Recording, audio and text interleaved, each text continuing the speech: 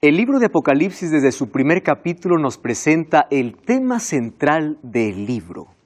Capítulo 1, versículo 8 o capítulo 1, versículo 7 dice: He aquí, Él viene en las nubes y todo ojo lo verá.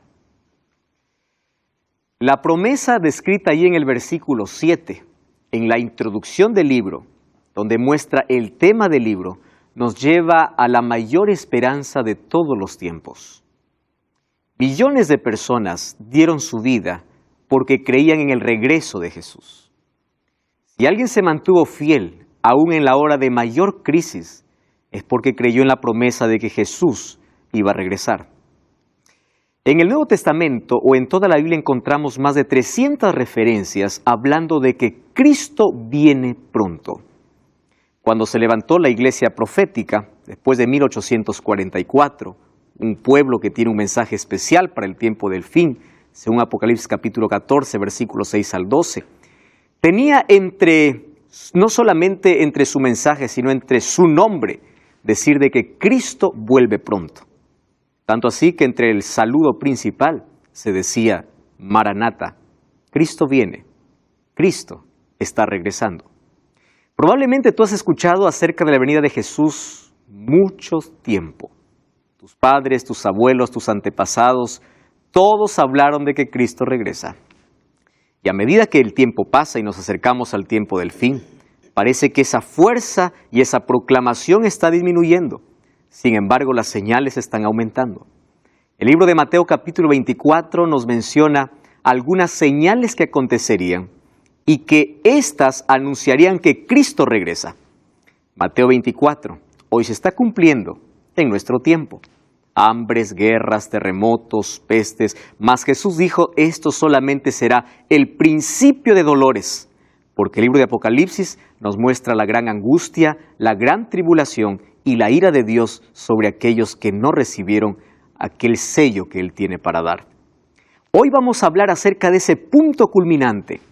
Todo Apocalipsis terminó toda visión terminó con la venida de Jesús. Y vamos a hablar sobre ese punto. ¿Cómo vendrá Jesús? ¿Para qué vendrá Jesús? ¿Con quién vendrá Jesús? ¿Cuál es el motivo de su regreso? ¿Y cómo vamos a ir al cielo para vivir con Él? Bienvenido una vez más. Bienvenido a Biblia Fácil. Un grande abrazo para ti que estás viendo el programa en diferentes lugares de Sudamérica, Centroamérica, Norteamérica o en cualquier lugar del mundo. Dios te bendiga, gracias por permitirnos acompañarte cada semana y gracias también porque nos esperas como siempre, allí con Biblia en mano.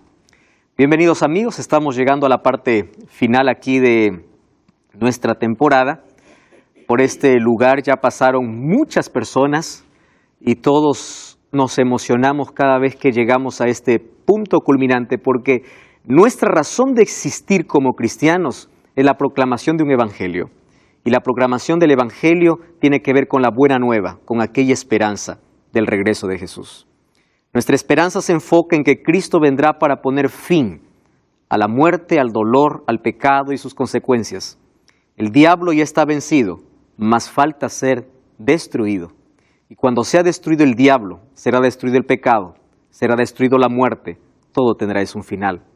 Y a ese punto hoy vamos a llegar y vamos a dejar que la Biblia pueda respondernos cómo acontecerá ese momento tan solemne de la historia. Muchos libros, películas, Hollywood tiene un papel muy importante en este tiempo, ¿verdad? De poder sembrar en la mente de todo el mundo conceptos. Lo que se ve en una película se cree que es real, que así va a suceder. Muchos se levantaron en estos últimos tiempos para profetizar un final del mundo. Entonces, de tiempo en tiempo, por allí algunos se alarman porque aparece alguna noticia y entre esas está un asteroide, va a aplastar el planeta, va a terminar con el planeta. Otras de esas dice una bomba nuclear va a acabar con el planeta.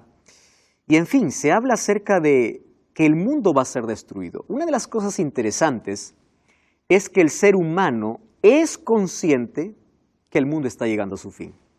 No necesita ser cristiano para que pueda ser consciente de eso. El planeta está desgastado y está devastado también. Cada vez la maldad aumenta, cada vez la naturaleza baja su fuerza, cada vez hay mayor dolor y esto en lugar de mejorar vemos que cada vez va de mal en peor. Sin embargo, hay muchos conceptos equivocados acerca de cómo terminará este mundo. Cuando vemos algunas películas acerca del tiempo del fin, vemos de que este mundo va a ser destruido de una manera que la Biblia no dice. Y hay mucha gente que cuando se habla de fin del mundo, la palabra fin le da tanto miedo, porque cree que el fin se trata de una destrucción total del planeta. Para los cristianos el fin del mundo es apenas el comienzo de la eternidad. Para nosotros la palabra fin no nos asusta, sino más bien es nuestra mayor esperanza. Mas tenemos que tener el concepto claro de cómo será ese fin. ¿Cómo vendrá Jesús? Gracias a Dios que Él nos ha dejado en su palabra situaciones o evidencias claras de cómo será su venida. Entonces hoy vamos a tocar algunos puntos importantes. ¿Cómo terminará la historia humana? Hay algunos que dicen que va a ser una bomba nuclear, un asteroide, o este mundo va a ser devastado, dividido, o por las condiciones climáticas, este mundo va o nuestra generación o la humanidad va a dejar de existir por ello.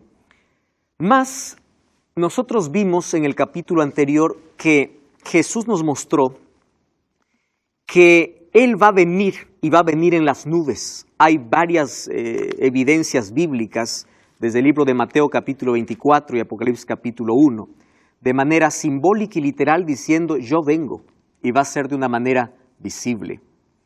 Nosotros vimos en el capítulo anterior que la separación de aquellos que van a ir con Cristo y aquellos que van a ser destruidos en ese día final, no se hace cuando Cristo regresa, sino se hace antes del regreso de Jesús.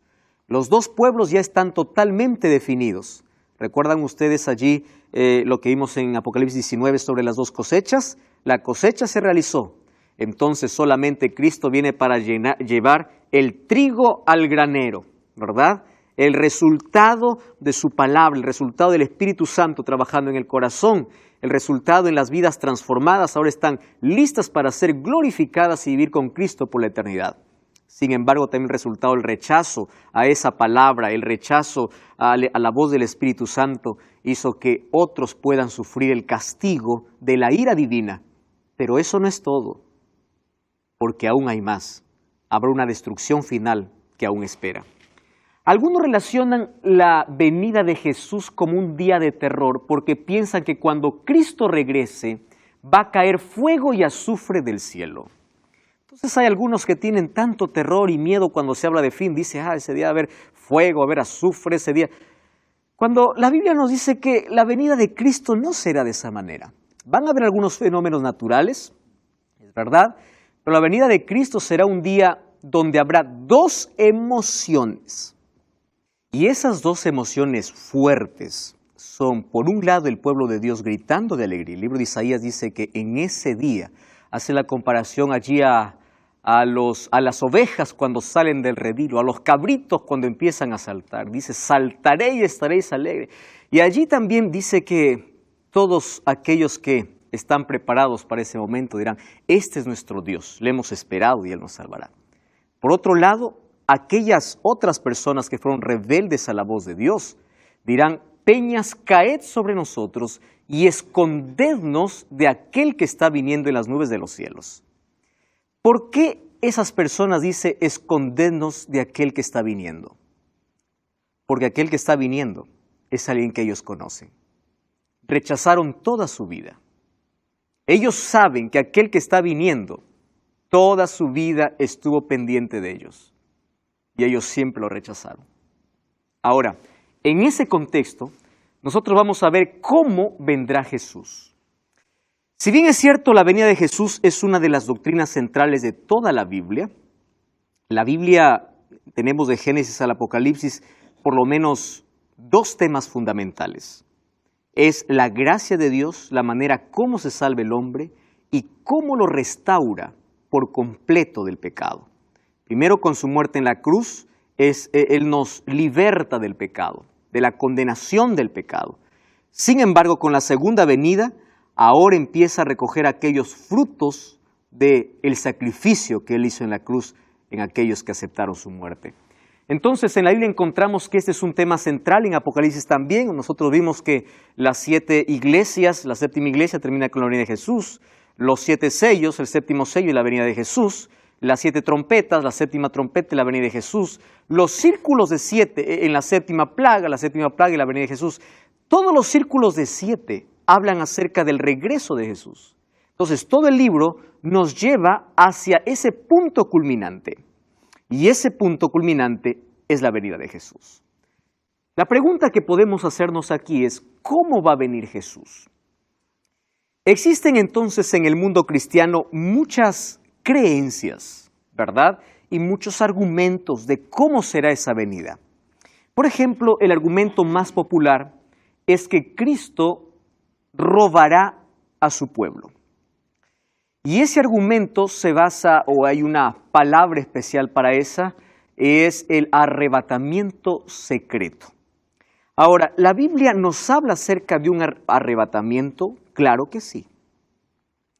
Pero si ahora vamos a ver el libro de 1 Tesalonicenses capítulo 4, el arrebatamiento que la Biblia menciona no será secreto, sino será glorioso.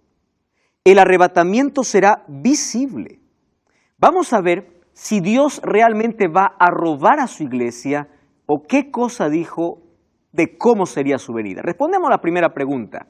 ¿La venida de Jesús será secreta? Vamos a analizar solamente algunos de estos textos que yo coloqué aquí. El primer texto es Apocalipsis 1:7. Allí Juan está presentando su libro y la introducción de su libro, vean que no es simbólico. La introducción es literal, ¿correcto? Por ejemplo, la revelación de Jesucristo. ¿Jesucristo es simbólico? No, literal, es Jesucristo. ¿Revelación es simbólico? No es simbólico, es literal. Dice allí, Él me mandó a escribir las cosas que han de suceder pronto. Miren el versículo 3. Bienaventurado el que lee, el que oye las palabras de esta profecía y guarda las cosas. ¿Ahí hay alguna cosa simbólica? No. Leer no es simbólico, es literal. Guardar no es simbólico, es literal. Guardar es comprender y poder hacerlo en nuestra vida. Aquí no hay cosas para poder nosotros decir esto es un simbolismo que representa otra cosa. Es decir, cuando Juan empieza a escribir el libro, lo escribe en sus propias palabras. La revelación simbólica aparece recién desde cuando Dios se muestra y le dice, escribe, o desde la revelación de Jesucristo a Juan. Y entonces los primeros versículos encontramos que literal, Juan a las 7 iglesias, el versículo 4, las 7 iglesias, ¿qué cosa eran? Literales, 7 iglesias de Asia. ¿Qué más encontramos? Gracia y paz. ¿La gracia es simbólica? No, gracia es gracia. Paz es paz, la paz que viene del cielo. Ahora fíjense, el tema que coloca dice, he aquí viene con las nubes y todo ojo lo verá. Solo que hay una palabra interesante que nosotros necesitamos conocer aquí. Y dice, y los que lo traspasaron, o aquellos que le traspasaron, y todos los linajes de la tierra harán lamentación por él. Sí, amén. Vamos al libro de Mateo capítulo 26, versículo 64. Mateo capítulo 26, versículo 64. Mateo 26, 64, dice así. Vamos a leer desde el versículo 63. Mas Jesús callaba, entonces el sumo sacerdote le dijo, te conjuro por el Dios viviente que nos digas si tú eres el Cristo, el Hijo de Dios. Y Jesús le dijo, tú lo has dicho. Y además os digo, no solamente dio una respuesta, añadió además. ¿Qué cosa dijo? Desde ahora ustedes verán al Hijo del Hombre sentado a la diestra del poder de Dios. ¿Y qué más dice? Y viniendo en las nubes del cielo. ¿Jesús estaba hablando aquí de algún asunto simbólico? No. Le está dando una respuesta. Y le dice, además quiero que sepas que vas a ver que viene el Hijo del Hombre, ¿en qué? En las nubes del cielo. Apocalipsis 1:7 dice, he aquí viene ¿cómo? En las nubes. ¿De qué momento está hablando? De ese momento, de su segunda venida. Ahora, el libro de Daniel capítulo 12, versículo 2 dice que habrá una resurrección especial. Fíjense, Daniel capítulo 12, versículo 2. Dice así, muchos de los que duermen en el polvo de la tierra serán despertados, porque la muerte es considerado como un sueño, recuerden. Ahora dice, unos para vida eterna y otros para vergüenza y confusión perpetua. Ese grupo que es despertado y que resucita para vergüenza y confusión perpetua, ¿quiénes son? Aquellos que crucificaron a Cristo y verán a Cristo regresar. Sin embargo, la evidencia más clara de que la venida de Jesús no será secreta, sino será literal, está en Hechos capítulo 1. Vamos a Hechos. Hechos capítulo 1. Esta es la evidencia más clara para poder responder esta primera pregunta. Hechos capítulo 1, versículo 11. Lo que yo estoy leyendo no son libros proféticos, ¿correcto? No son libros proféticos, y entonces aquí no se debe tomar como un simbolismo. Hechos 1:11. Dice así, vamos desde el versículo 10, ¿está bien? Entonces, habiendo dicho estas cosas, viéndolo ellos, ¿de quién está hablando? De los discípulos. Fue alzado. ¿Quiénes estaban viendo? Los discípulos. Fue alzado y lo recibió una nube que lo ocultó de sus ojos. ¿Qué cosa dice más el versículo 10? Ellos estaban con los ojos puestos en el cielo, entre tanto que Él se iba. ¿De qué momento está hablando? De la ascensión de Jesús. Y se pusieron junto a ellos dos varones con vestiduras blancas, los cuales le dijeron. ¿Qué cosa le dijeron? Varones galileos, ¿qué hacen mirando al cielo? Ahora, presten atención allí el texto, que dice, este mismo Jesús que ha sido tomado de entre vosotros, así vendrá como lo habéis visto ir al cielo. Yo les hago una pregunta. ¿Jesús fue al cielo de manera literal o de manera simbólica? Literal. Entonces dice, ¿cómo fue? Ellos lo vieron. Tomando esto, Juan dice, todo ojo lo verá, porque cuando Jesús se fue, lo vieron. Ahora, solo que cuando Él regrese, todo ojo lo verá. Porque dice, así como lo habéis visto ir, así va a regresar. Entonces, no existe manera de que nosotros podamos pensar de que Jesús vendrá o va a tener dos venidas. Algunos piensan que hay 3, 4 venidas, ¿verdad? Viene la primera y roba a su pueblo. La venida de Jesús es gloriosa, es literal. Viene con las nubes y todo ojo lo verá. Jesús se fue de manera literal, viene de manera literal. No se fue en espíritu. Sí, Nancy. Quería saber sobre ese todo ojo le verá. Si es simbólico o literal. ¿De qué manera es? Porque yo ya escuché personas decir que a través de la internet lo veríamos. Nancy, Jesús nos alertó sobre falsos cristos. Mateo capítulo 24. Y dijo lo siguiente. Cuando ustedes escuchen, está el Cristo allá, no lo creáis. ¿Por qué? Vamos a llegar a ese texto, voy a adelantarme un poquito. Como relámpago que sale del este y se muestra hacia el oeste, así será la venida del Hijo del Hombre. Préstame atención a lo que te voy a decir. La venida de Cristo es literal y es gloriosa, solo que aquí hay algo que nosotros no podemos entender. ¿Cuál es? Nosotros, mientras aquí estamos de día, al otro lado están en oscuridad, porque el sol no puede cubrir con su luz toda la tierra. ¿Correcto? Ahora, cuando Cristo regrese, todo lo van a ver de manera literal. Porque si aparece uno diciendo, Jesús llegó y está en Canadá, pero yo lo veo por televisión, eso no es una manera literal.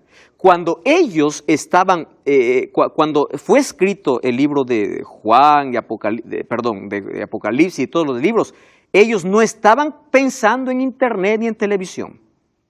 El evangelio sería difundido como un ángel que vuela de manera veloz a través de los medios de comunicación. Mas la venida de Cristo será literal y realmente todos lo verán. Pero vamos a avanzar aquí, ¿correcto? Miren, ven. Mateo 24 habla acerca de señales de la venida de Cristo. Me encanta aquí cómo primero Jesús da una respuesta a sus discípulos, hablando acerca, en primer lugar, de la destrucción de Jerusalén, pero luego también acerca de las señales que antecederán a su venida. Mateo capítulo 24, versículo 27. Vamos ahí al versículo 26, desde el 26. Dice así: así que si os dicen, mirad, aquí lo que estaba diciendo Nancy, está allí en el desierto, no salgáis. O está allí en el canal 9, no lo veáis. O allí se publicó en internet que Cristo viene, no creáis. No lo creáis. Jesús advirtió sobre esto. Versículo 27, porque igual que relámpago sale del oriente y se muestra hacia el occidente, está hablando de una totalidad. Oriente y occidente, ¿qué cosas son? Polos totalmente opuestos. Y dice así: así será la venida del Hijo del Hombre. ¿Correcto? Así. Está hablando de manera simbólica Cristo. Vamos a ver algunos otros asuntos importantes. Entonces, pastor, ¿cómo comprender? Hay varias personas que por allí han tomado un texto, ¿verdad? Vamos a ver a Mateo capítulo 24, versículo 40. Miren, Mateo 24, 40. Jesús está hablando de su venida, ¿correcto? Hasta ahí todos estamos bien, que será literal. Dice el versículo 40. Entonces dos estarán en el campo, uno será tomado y el otro será dejado. ¿Correcto? Dos mujeres estarán moliendo en un molino, una será tomada y la otra será dejada. Dice, entonces aquí está. Jesús, dos estarán durmiendo en una cama y de pronto despierta. Ya no está, no amaneció. Jesús se lo robó. Miren de qué está hablando Jesús. Versículo 42. ¿No está diciendo que él robará a su pueblo? Versículo 42 dice, velad porque no sabéis la hora. ¿Qué cosa quiere decir? No importa si hay una familia de 7 miembros, no todos están preparados. De los 7, no quiere decir que el hijo se salvará por la fe del padre, el padre salvará. No. Uno será tomado y otro será dejado. ¿En qué contexto está hablando? En el contexto de preparación. ¿Correcto? ¿Por qué? Porque Jesús ya dijo la manera cómo vendría. Entonces dice, no te garantiza que el hecho que tú vivas con un cristiano, mi padre, por la fe de él yo me salvo. No, cada uno. No importa si están juntos. La preparación es totalmente individual. Sí, Pablo. El propio libro de Pedro, ¿no? No me acuerdo si primero o segunda de Pedro habla de eso. Sí. Que la venida del Señor será como ladrón en la noche. Pero ¿para quiénes? Para los que no están atentos a las profecías. Exacto. Pero ahí dice, porque uno dice, entonces vendrá como ladrón en la noche. Depende, ¿para los salvos o para los perdidos? Porque para los salvos no vendrá como ladrón en la noche. Ellos saben. Ellos saben. Gracias, Pablo. Muchas gracias. Exacto, segunda de Pedro. Ahora, ¿qué aporte maravilloso? Prepárate. Claro, los cristianos, como ven las señales, saben en qué tiempo viven y saben qué cosa está sucediendo. Exacto. Ahora, ¿qué cosa más podemos comprender acerca de esa venida? ¿Con quién vendrá Jesús? ¿Saben? Hablando nuevamente acerca de las bodas, ¿no? Los matrimonios. Yo sé que con el tiempo han ido agregándose muchas cosas. Hay bodas y bodas que hoy podemos ver. Mas me gusta siempre aquel cortejo, me gusta aquel grupo que se prepara siempre para poder acompañar al novio o a la novia, ¿verdad? Y esa fiesta que se arma en toda boda. Ahora, la novia dice que está preparada, ¿correcto? Y miren, Mateo capítulo 25, versículo 31, dice que Jesús no viene solo. Cuando habla de la novia, está hablando de todos los miembros que integran a la novia. Capítulo 25, versículo 31. Miren lo que dice así. Cuando el Hijo del Hombre venga en su gloria, la gloria no se puede ocultar. Dice así, todos los santos ángeles con Él se sentarán en su trono de gloria. ¿Con quién viene Cristo? Con todos los ángeles. Ustedes recuerdan que en el séptimo sello, hubo silencio como de media hora en el cielo. ¿Recuerdan ustedes esa expresión? ¿Por qué hubo silencio en el cielo? Si en el cielo día y noche los seres cantan. Aleluya, amén, gloria a Dios. ¿Por qué hay silencio si ellos no cesan de cantar? Porque ese es el momento cuando todos vienen y todos hoy se están preparando para recibirte. El cielo está deseoso de poder recibirte allá. Los ángeles están listos. Ahora nosotros estamos viviendo un momento apremiante, donde debemos tomar decisiones acertadas. Hoy estamos hablando acerca de la venida de Jesús, entonces la primera característica dijimos que su venida será literal, ¿correcto? No será simbólica. ¿Por qué algunos que dicen, no, a Jesús lo veremos con el ojo de la fe, ¿verdad? Otro dice, no, Jesús no se va a ver. O otro dice, Jesús ya está en espíritu y Jesús ya vino aquí a la tierra. No. La venida de Jesús, la segunda venida de Cristo es literal. Ahora, fíjense, vimos que con Jesús vendrán todos los ángeles. Además, ellos tienen una misión especial. Mateo capítulo 24. Vamos a Mateo capítulo 24, versículo 31. Allí dice así, Mateo 24, 31. Entonces enviará a sus ángeles con gran voz de trompeta y juntará a sus escogidos de los cuatro vientos. Cuando habla de los cuatro vientos, está hablando de la totalidad de la tierra. Nancy, aquí una vez más respondiendo a tu pregunta. Los cuatro ángeles, dice que enviará a los cuatro vientos. La totalidad, su venida es literal, todo ojo lo va a ver, porque los cuatro ángeles se encargarán de ¿qué? De juntar a sus escogidos desde un extremo hacia el otro. No es que nadie me avisa que Cristo está por allá. Por eso, la misión de los ángeles, incluso aquí, es de poder reunir a las familias. Yo sé que todos los que estamos aquí tenemos un ser que ya no está con nosotros, un ser querido, ¿verdad?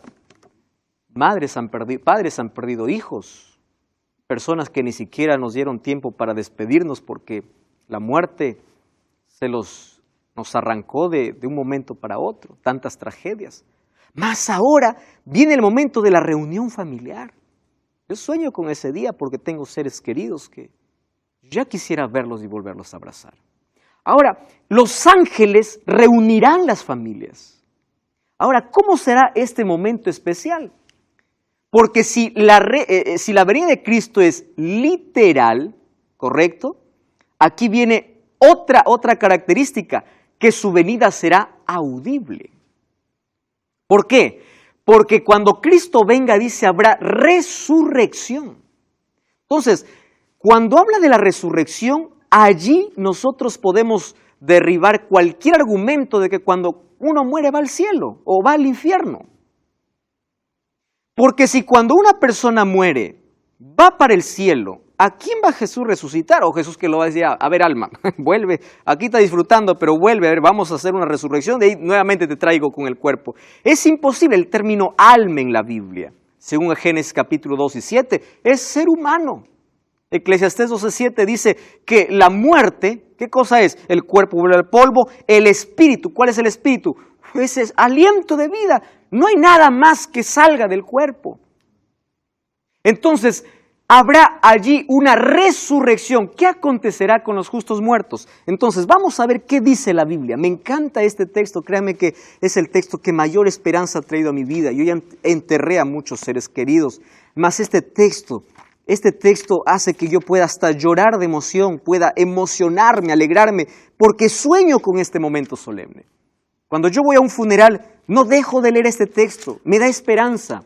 1 Tesalonicenses capítulo 4, versículo 16.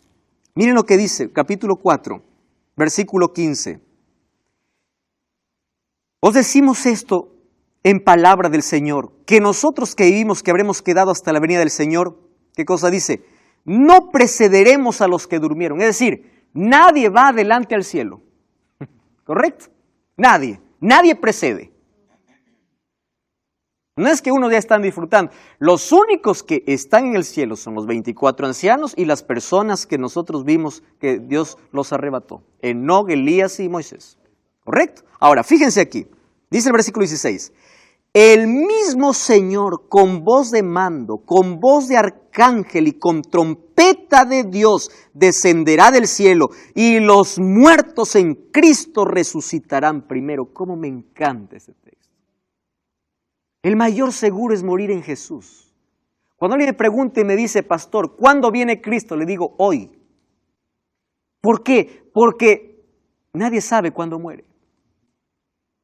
Si uno hoy muere, Cristo vino para esa persona ese día. Porque ¿qué es la muerte? Es un estado de inconsciencia. Cierra los ojos. La próxima vez que lo abres será solo para ver a Cristo. Por eso es un sueño. Más aquí dice, los muertos en Cristo resucitarán primero. ¿Por qué dice primero? Porque habrá una segunda resurrección. Y esa segunda resurrección ya no es para salvación. No lo es.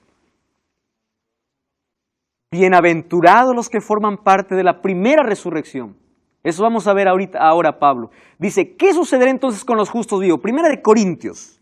Vamos un poco atrás. Primera de Corintios, capítulo 15, versículo 52. Entonces, ¿qué hay de aquellos que viven? No murieron, pasaron por la gran tribulación, mas ellos no murieron. 15:52.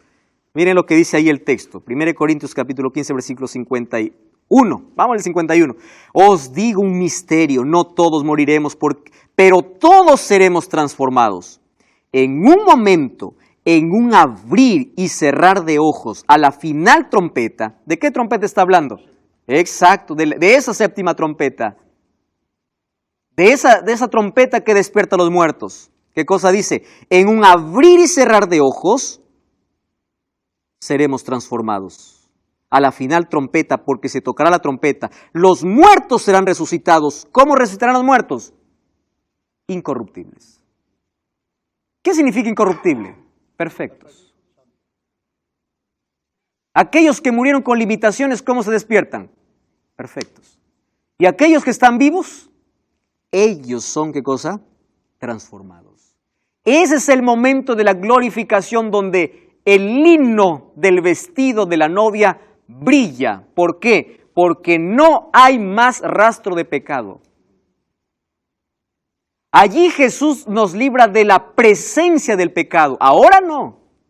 Cuando Él venga, en el momento de la glorificación, de la transformación. Ahora fíjense, si los muertos resucitan y los salvos son transformados, ¿quién fue arrebatado antes? Nadie. ¿Comprenden esto? Por eso es que no existe arrebatamiento secreto. Porque si los muertos resucitan cuando Cristo venga y los que están vivos allí son transformados, quiere decir que nadie fue arrebatado antes. La Biblia es clara al respecto. Número 2.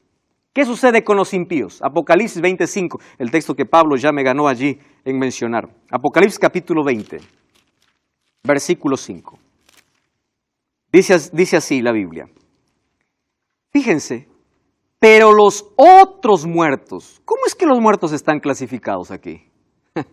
Los otros muertos no volvieron a vivir hasta que se cumplieron 1000 años.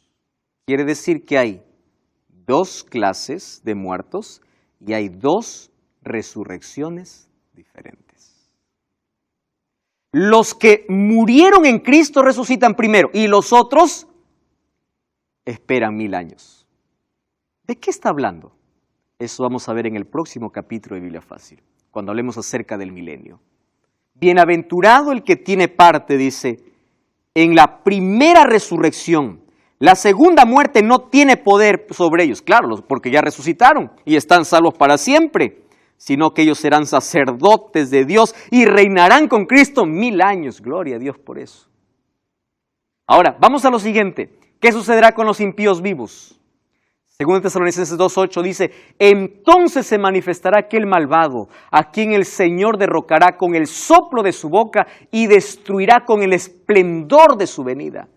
Es decir, los impíos, aquellos que rechazaron a Cristo, solamente morirán con el resplandor. Pregunto, ¿cae fuego allí? No.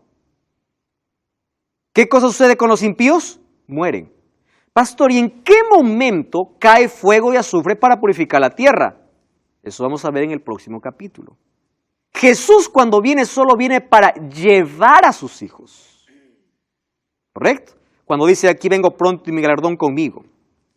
El premio. Yo les pregunto, ¿qué premio necesita el hombre? ¿Hizo algo para merecer un premio? Nada. Pero dice, vengo con tu recompensa. ¿Cuál es la recompensa? Unos para vida eterna y la recompensa del otro sería consecuencias de su rechazo abierto hacia Dios. Ahora, nosotros ¿qué más podemos saber acerca de la venida o necesitamos conocer de la venida de Jesús? ¿Existe alguna fecha para la venida de Jesús? Pablo, tú ya escuchaste allí en tu ciudad, allí en tu iglesia, cómo algunos ponen fechas de tiempo en tiempo para decir que Cristo está viniendo. Y es lamentable, ¿verdad?, cuando uno ve a un grupo de personas y tiene la convicción necesaria y ya varias fechas se han dicho acerca de que el mundo va a terminar o que Jesús viene. Hay algunos, desde Guillermo Miller, y cuando Guillermo Miller se le preguntó y le dice, ¿tú por qué pusiste una fecha si la Biblia dice la venida de Jesús nadie lo sabe? Entonces él decía, sí, pero Jesús es Dios y Dios sí sabe. Entonces, bueno, él colocaba allí algún argumento para poder respaldar allí su idea. Sin embargo, Jesús fue claro al respecto. Mateo 24:36 dice, pero el día y la hora nadie lo sabe, ni aun los ángeles en el cielo. Es decir, esto es el asunto más secreto celestial. Ahora, presten atención aquí. La venida de Cristo está marcada. Está marcada. Jesús sabe en qué momento. Dios sabe en qué momento.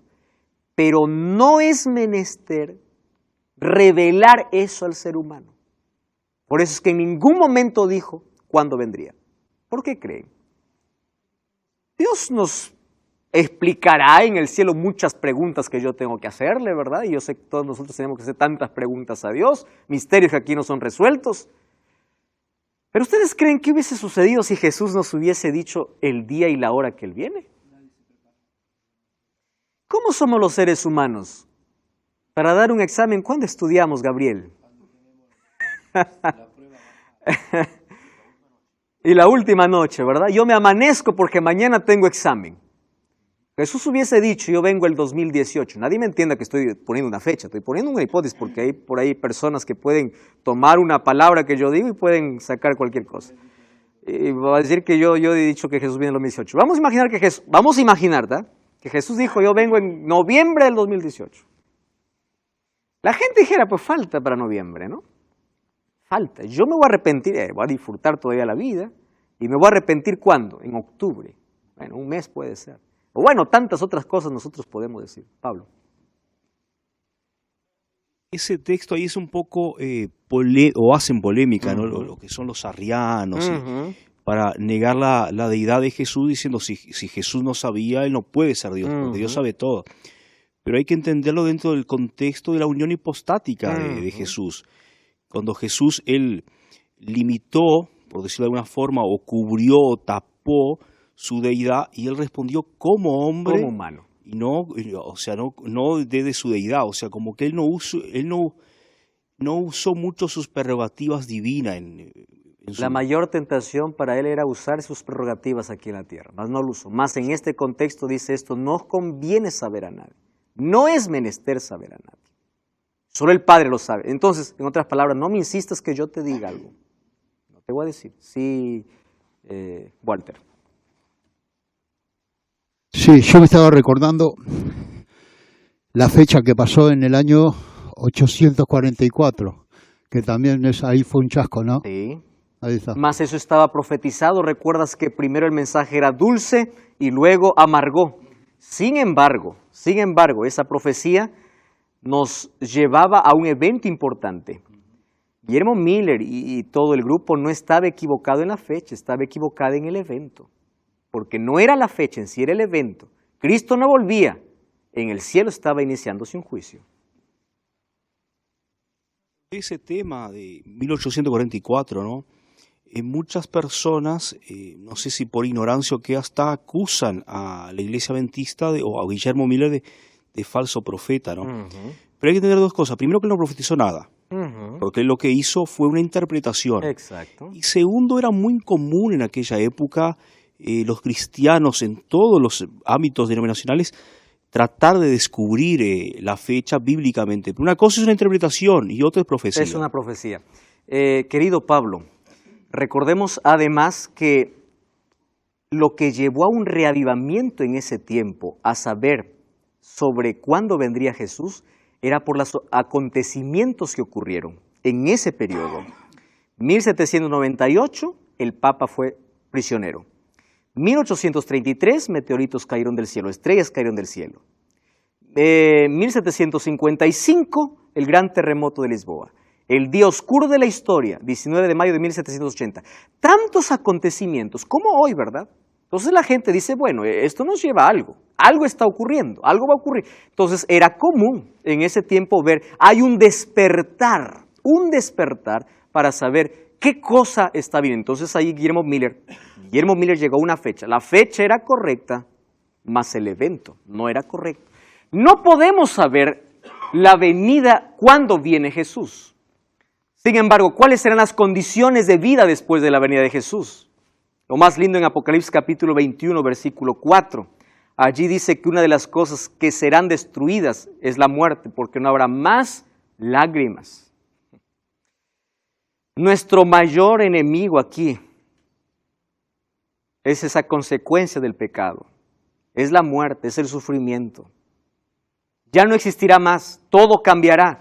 La venida de Cristo pondrá punto final a la historia de pecado y de este planeta. Ahora, el momento glorioso de esa venida está aproximándose. Me encanta la idea, me encanta ver algunos carteles, algunos lugares donde pone la imagen de Jesús y dice, Cristo viene pronto. Sin embargo, la palabra pronto parece ser muy larga. En nuestros tiempos parece ser muy larga. Por eso que el libro de Segunda de Pedro responde y dice, no piensen que Cristo se está demorando. Sin embargo, yo quiero que ustedes puedan reflexionar en algo que Jesús mencionó. ¿Recuerdan ustedes la parábola de las 10 vírgenes? Hay una expresión que Jesús dijo. Claro, era una parábola. Más de allí nosotros extraemos lecciones espirituales. Y esa parábola está hablando justo del momento del cierre de gracia en el cielo. Porque cuando se cerró la puerta, entonces nadie más pudo entrar. Dice, tardándose el esposo. ¿Es que Dios se tarda? No. El ser humano lo entiende como tardanza. Somos nosotros los que lo entendemos así. Entonces, cuando el ser humano piensa que se tarda, todas empezaron a dormir. Ese es el mayor peligro. ¿Cuándo viene? Pronto. ¿Estás preparado? No. Pero si yo viviera diciendo, Jesús viene hoy, y hoy es mi último día, y si viene Jesús hoy, yo estoy preparado para ir al cielo, entonces nuestra vida sería diferente. Gabriel. Sí, una de las cosas que últimamente se escucha, no sé si últimamente, pero siempre que se toca ese tema, hay algunos que te dicen, eso ya lo escuché desde que nací, me dicen que Cristo vuelve, pero no vuelve nunca. Exacto. Entonces yo ahí veo que es una cuestión de que el ser humano tiene que individualmente entenderlo y prepararse, porque ahí da la respuesta que todavía no estamos preparados. Gracias, Gabriel. Por causa de esa connotación. Ahora, Gabriel, cuando tú escuches a alguien diciendo, yo escuché eso tantas veces y yo ya no creo, dile, justamente en ti se está cumpliendo una profecía. Porque según de Timoteo capítulo 3 dice, en los últimos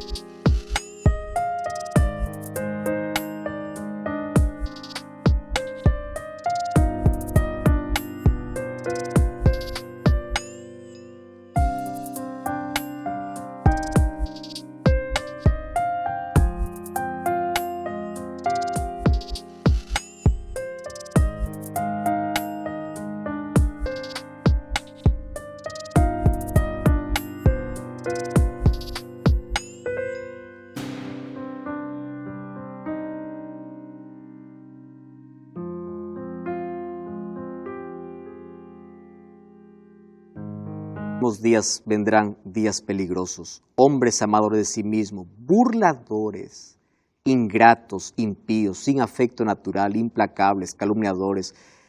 Pareciera que aquí el apóstol o aquí Timoteo está describiendo con exactitud nuestra sociedad actual. Gente que busca dinero, placeres temporales, gente que les importa cualquier cosa menos su vida eterna, gente que corre tras aquello que se acaba menos por lo eterno. Gente amador de sí mismos, soberbios, vanidosos, avaros.